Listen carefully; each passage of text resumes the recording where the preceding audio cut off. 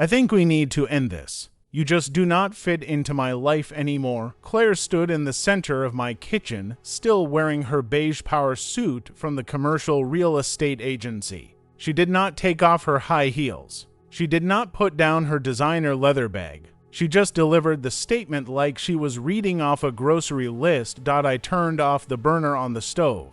I placed the wooden spoon on the granite counter. We had been together for 5 years. We shared this house, even though my name was the only one on the deed. I looked at her, waiting for the punchline of a bad joke. None came. Come again? I asked my coworkers. Claire started, shifting her weight from one foot to the other. They made me realize something at lunch today. I'm moving up in the world. I'm closing multi-million-dollar commercial properties. And you are a mechanic. You run a heavy machinery repair business. You come home with grease under your fingernails. You drive a 12-year-old truck. They asked me what we even talk about at dinner, and I could not give them a good answer. I grabbed a towel and wiped my hands. So, Greg and Sarah, two corporate sharks you met 3 months ago, decided my net worth and my value as a partner over a Caesar salad, and you just nodded along. They opened my eyes. Mark, Claire insisted, crossing her arms, you do not dress for success. You do not network. We went to my company gala last month, and you spent the entire time talking to the catering staff instead of the executive board. The catering staff had better stories, I said calmly. The executive board spent 2 hours complaining about tax brackets and comparing golf swings. I build things. I fix things. I deal with reality. That is exactly my point, Claire snapped, her voice rising. You lack ambition? You have no desire to climb the ladder. You are perfectly comfortable being mediocre. They told me I am out of your league. They told me I am holding myself back by staying with a man who does not elevate my status. I need a partner who looks good in a boardroom, not someone who wears steel-toed boots and denim every day. I leaned against the counter. I paid off your student loans with the money from my repair business. The luxury sedan you drive is in my name. The boots and denims seem to pay the bills just fine. Money is not everything, she said, completely blind to her own hypocrisy. It is about prestige. It is about image. Greg is introducing me to a junior partner at a law firm tonight. We are going to an exclusive mixer downtown. I am packing an overnight bag. I will send a moving company for the rest of my things by the end of the week. You do not need until the end of the week, I said. You have exactly 1 hour to pack everything you can fit into your car. The rest goes out on the lawn.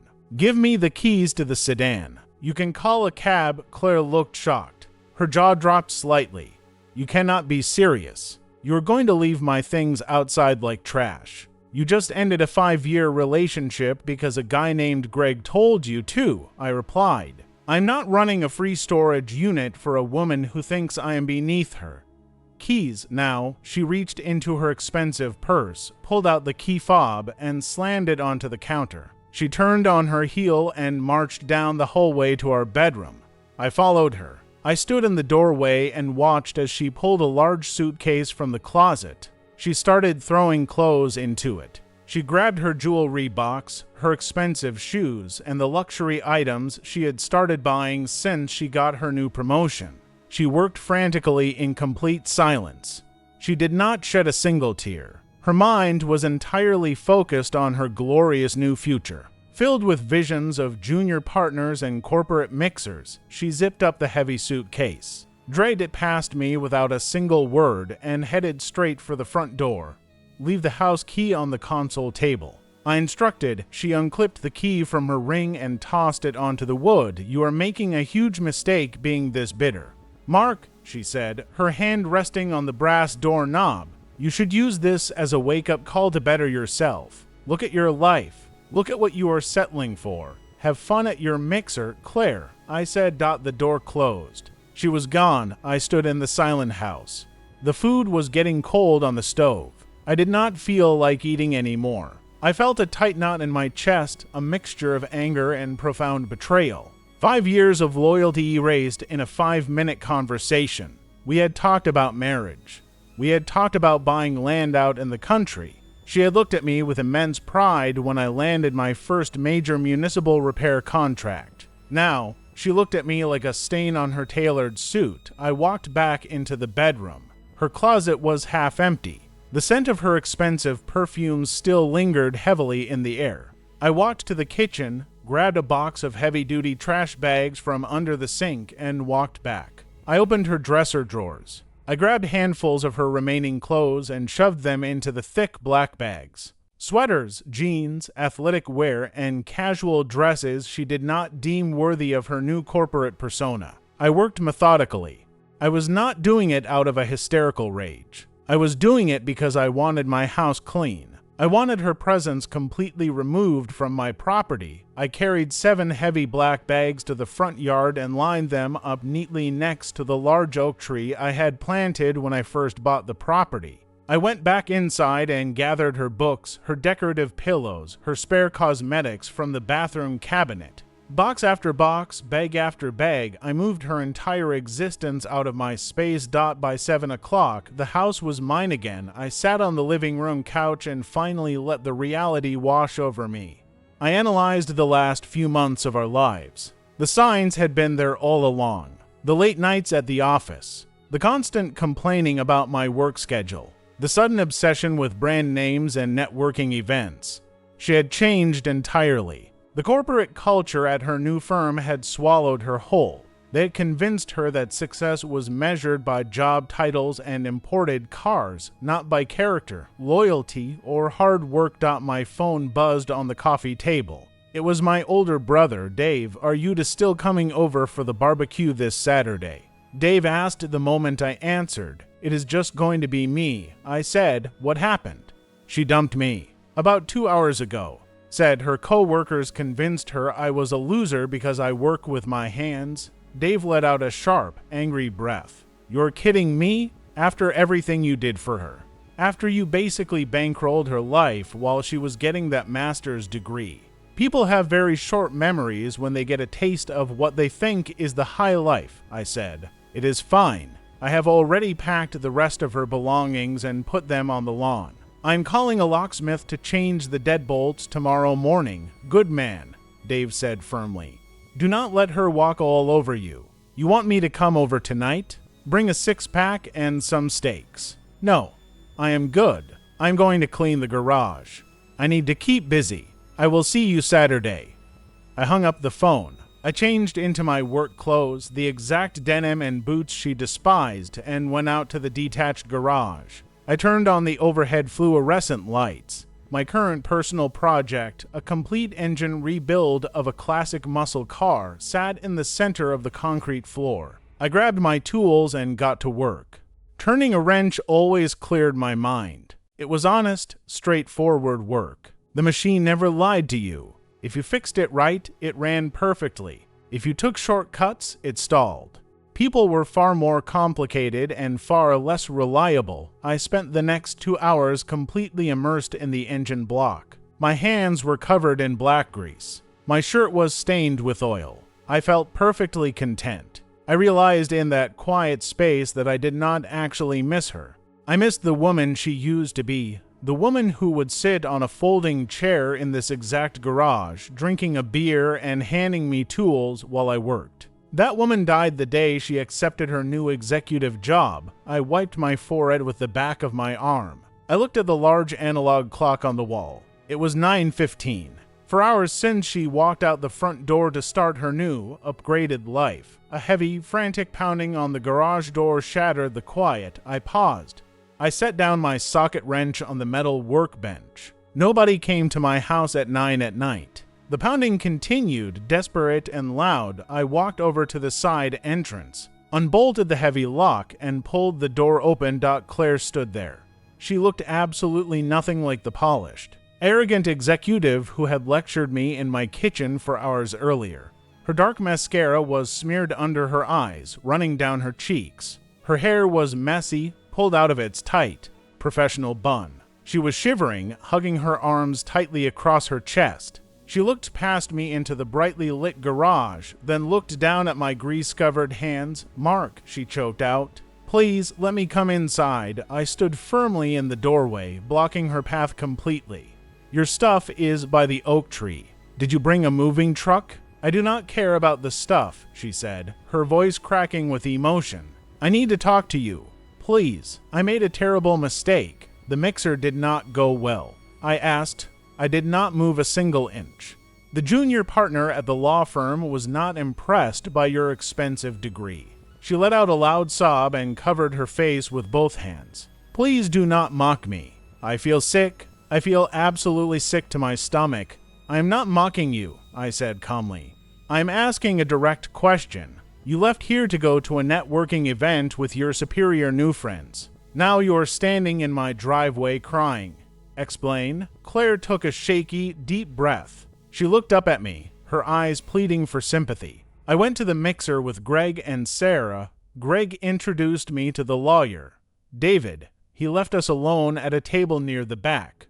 David bought me a drink. We talked for maybe 10 minutes about the real estate market. Then he put his hand firmly on my leg under the table. I pushed his arm away and told him to stop. He laughed right in my face. He said Greg told him I was newly single and looking for a fast track up the corporate ladder. He thought I was there to sleep my way into a contract. I crossed my arms over my chest. Keep going. I got up and went to find Greg. Claire continued, fresh tears streaming down her face. He was standing at the bar with Sarah and another regional manager. I confronted him loudly. I asked him why he told David that lie. Greg just smirked at me. He told me to lower my voice and relax. He said that is how the game is played in this industry. He said if I wanted to make senior partner eventually, I needed to be willing to play ball with the right people. Sarah chimed in and told me I should not be such a prude. That David was a great catch for a casual hookup and could double my commission check next quarter, so they did not think you were out of my league, I concluded, keeping my voice entirely devoid of emotion. They just wanted you single so they could pimp you out to their wealthy friends for business leverage. Claire nodded aggressively, wiping her nose with the back of her hand. Yes, exactly. I realized it right then. They do not respect me. They do not care about my career or my intelligence. They just saw a naive woman they could manipulate and use as bait. Greg told me you were holding me back because you would not fit into their disgusting little culture of using people. He knew you would see right through them, and you fell for it hook, line, and sinker, I said. You threw away 5 years, a home, and a man who supported you. All because some corporate sleazebag told you I did not wear the right clothes. I was stupid, she cried loudly. She reached out to grab my arm, but I stepped back immediately. Her hand grasped empty air. Mark, I was so blind. The whole time I was standing in that crowded bar, listening to them laugh at me, all I could think about was you. I thought about how you built your business from absolute scratch. How you always treated me with respect. How you took care of me when I had nothing but student debt. I left the bar. I walked out. I drove straight here. You drove straight here because your pride got hurt. I corrected her. You did not come back because you suddenly realized my worth. You came back because you realized you are not as special to them as you thought you were. You hit a brick wall, you got humiliated, and you came running straight back to your safety net. That is not true, she pleaded, stepping closer to the door. I love you. I swear to God I love you. I will quit that job tomorrow morning. I will find a new place to work, somewhere normal. We can go back to how things were yesterday. Please, Mark, give me another chance. I will do anything you want. I looked at her standing in the driveway under the dim exterior light. She looked entirely pathetic. The expensive power suit was wrinkled and stained with spilled wine. The grand illusion of her superiority had shattered into pieces in less than 4 hours. Part of me, the part that remembered our very first date at the diner down the street, wanted to feel a sliver of pity for her. But the rational part of my brain, the part that had calmly packed her life into garbage bags, felt absolutely nothing. We cannot go back to how things were, I said, because I now know exactly who you are when you think you have a better option available. I was manipulated. She yelled, her voice echoing loudly in the quiet suburban neighborhood. They got inside my head.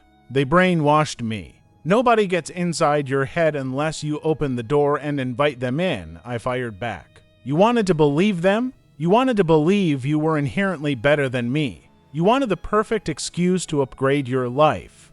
Greg did not hold a gun to your head. He just gave you permission to act on the arrogance you were already feeling. I am apologizing.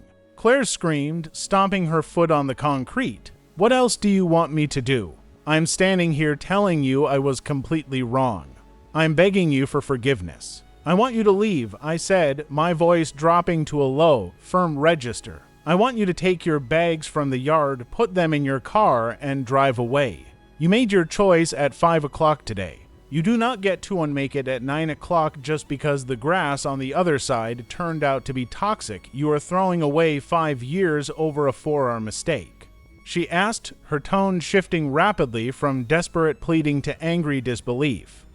You threw away 5 years over a lunch conversation, I countered immediately. Do not try to flip this situation onto me. You showed me your true character today. You value status over loyalty. You value money over respect.